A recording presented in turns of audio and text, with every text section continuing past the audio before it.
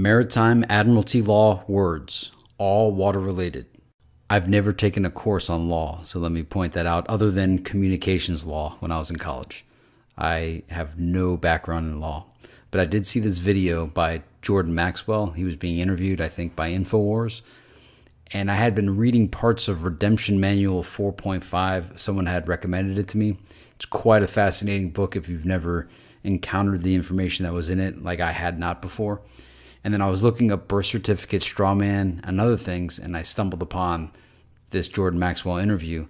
And in the video, he demonstrates or explains how humans are processed like products that are shipped in and received at ports, and that the language is all related to water, maritime, admiralty law words. So it was quite interesting because I had never learned of this, and these are the notes I took. So I didn't come up with any of this research. All I did was take notes on what Jordan Maxwell had said. So if you want to go straight to the source, find that Jordan Maxwell interview. It was so long ago, I don't even remember the name of the video. Your body is a corporation, a company. Dead body equals corpse. What? That had never dawned on me, that corpse is short for corporation. So your dead body is a corpse. International Maritime Admiralty Law is the law of money, corporation, law of the sea. I remember a long time ago, I don't remember how many years ago, but the Law of the Seas Treaty was being modified or something, and it was a big deal. I didn't quite understand it at the time. Still don't, but now I realize how big of a deal it is. If I remember correctly, the acronym was LOST, Law of Seas Treaty. Your body is being bought and sold on the New York Stock Exchange. There's a couple of videos out there that I've seen online, and it says that if you look at the back of your birth certificate, there's like a number on it. I don't know if it was Canadian or United States, but they're saying that number, like banks trade your birth certificate. And like if you go get the actual birth certificate, you'll see all these different stamps from banks on the back. And that there was like some website that you could type in the number of the birth certificate and see how much the mutual fund of everybody that's in your, I guess it was like your zip code or something. Like zip codes of people are being traded. Who knows? I haven't found any proof of it, but what a claim that is, right? And I was reading some book that said that American labor is the collateral for the loans that we have for the national debt. And the birth certificate is like the bond. And then there's others that say your signature or your when you redeem your straw man, you place a lien against your straw man for like $10 million. I'm not really sure how it all works, but it's interesting to try to read about, figure out what's going on, and that your signature is very powerful. And basically all you have to do is sign for things because the U.S. Treasury like owes you back money. I'm not sure, but I'm presenting this for other people to investigate and look up and learn about, just for intellectual exercise. Because at a minimum, it's entertaining to read about this stuff. Your body is over 70% water. Hence, you are a maritime water product. Your body is a biological battery, an electrical unit. And that reminded me of The Matrix when Morpheus says, in order to turn you into this. And it was a battery. A license is an agreement, permit to do something that without license would be unlawful. Anything you do is called business by law. Anything you do must have a license, a business license. So hence, a marriage license is one business to do business with another business. And it's kind of proven that, to get married, you have to get a marriage license. And if you are a business, you're creating, and it's basically it's literally a legal agreement. Sometimes you hear people that aren't fond of marriage saying it's just a legal piece of paper, but it's actually, I guess, a business partnership. You have to have a marriage license, and a license is an agreement, permit to do something that without the license would be unlawful. It's interesting, like these terms, when you think about it on this level, it's like, wow, okay, interesting. Docking at the port. When a ship pulls into a harbor with $800 million worth of cars or business, it comes in on water. When the ship comes in, it parks at the dock. And then Maxwell was talking, he's like, look, everything is a ship. A citizenship, sportsmanship, scholarship, dealership, courtship, citizen on board ship, I guess is what citizenship is short for. But I had never really, it never dawned on me that all these things ended in ship. Shipping and manufacturing. Where a ship sits in harbor is called berth. All ships are she. When items come off a ship, they are born. She delivers the product. The man manufactures. The woman delivers the product. When you have been manufactured and she delivers the product, you are the product of a corporation. You are the joint new product of two corporations. Anything those two companies produce, the product belongs to them, not you.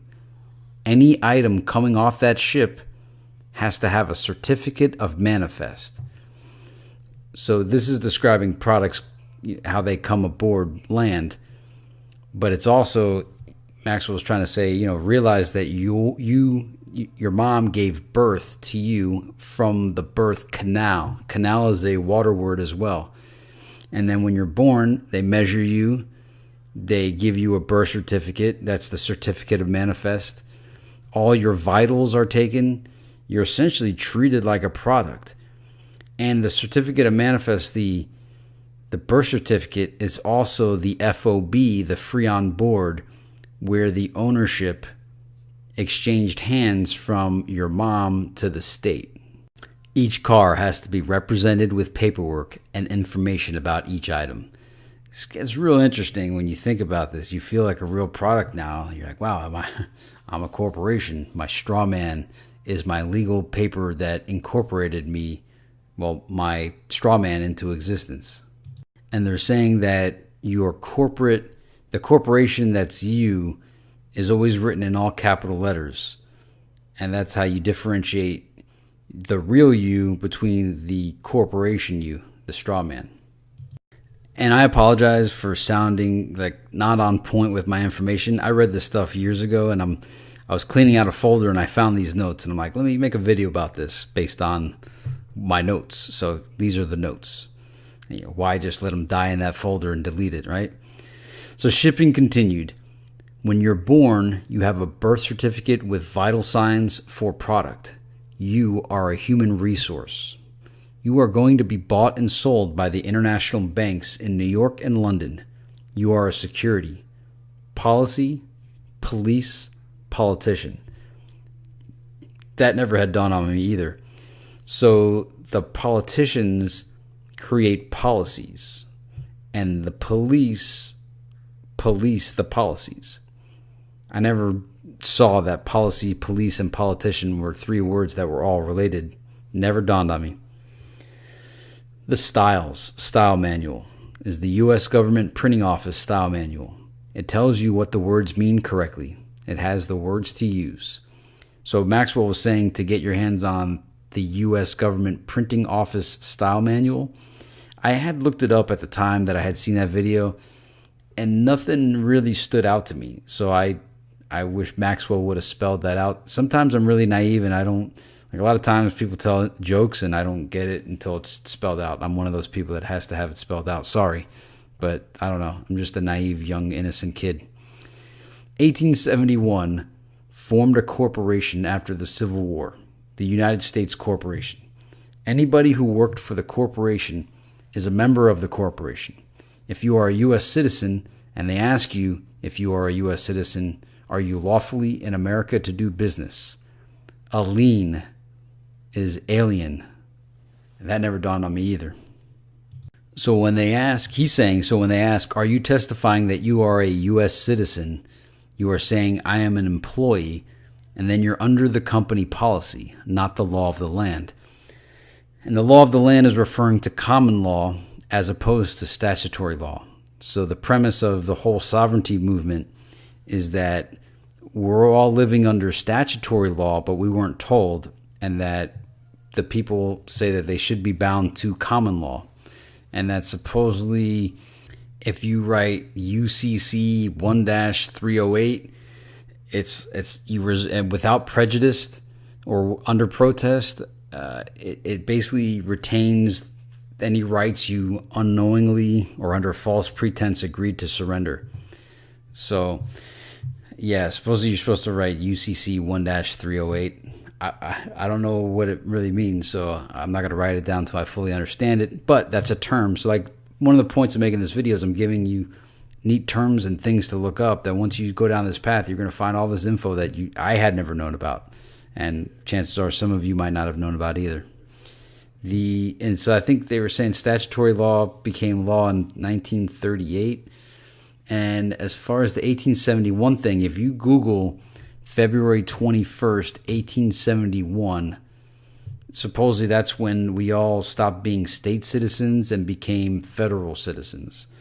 Or it was the day the United States became a corporation. It's neat. Just go to Google and type in February 21, 1871, and you'll see all kinds of results that you're like, wow, look at all these titles here. This is really interesting. And I think that's also the day that Washington, D.C. became Washington, D.C., the capital of the United States. Liberty. So Maxwell differentiates between liberty and freedom. So the Statue of Liberty is not the Statue of Freedom. It's the Statue of Liberty. Liberty is what a sailor gets when he pulls in a port and asks permission to go on land. If you get permission to go out, you have liberty. In America, you have liberty. You ask permission, you get a permit, you have a license. So we do not necessarily have freedom, we have liberty. And that's a whole new thing. Liberty and freedom, I think most of us thought it was synonymous, but apparently they mean different things. Court. This one's interesting. Court. Basketball court, tennis court. Court is a game. Like tennis, two teams of lawyers. They want to put the ball back in the other guy's court. They volley to each other. The judge is the referee or the umpire. There is a gate and a fence. The gate represents a water gate. When the gate opens, the water raises the ship up. When you put your hand on the gate, you open the floodgate. When they call your name and you open the water gate, you are in hot water. Someone has to bail you out. The judge, and bail you out, bail is a water term. The judge rules from a bench. Bench means bank in Latin. So the judge rules from the bench or the bank. The judge sits higher up looking down on you. You look up to the bank, the bench. So that's kind of like in tennis too. The ref sometimes or the umpire is sitting higher up. So court is a game. I mean, it's not a game for most people. And they were saying that there's like all kinds of stuff online that tells you how to behave in court and what not to do. And now I understand why it's good to have a lawyer, because he knows the rules of the game. Because court is a game, and you may or may not know the rules of the game. So all these words for court relate to water, the water gate, bail you out, and then the judge being the bank, representing the bank. So because it's statutory law, I guess they're all terms of money. Like all court cases are based on statutory law and where the money gets compensated. Again, I'm not a pro at this law, but if the judge is the banker, it makes a lot more sense. The Matrix. Mr. Anderson is your straw man fiction. Neo is your flesh and blood self. And you have the agents.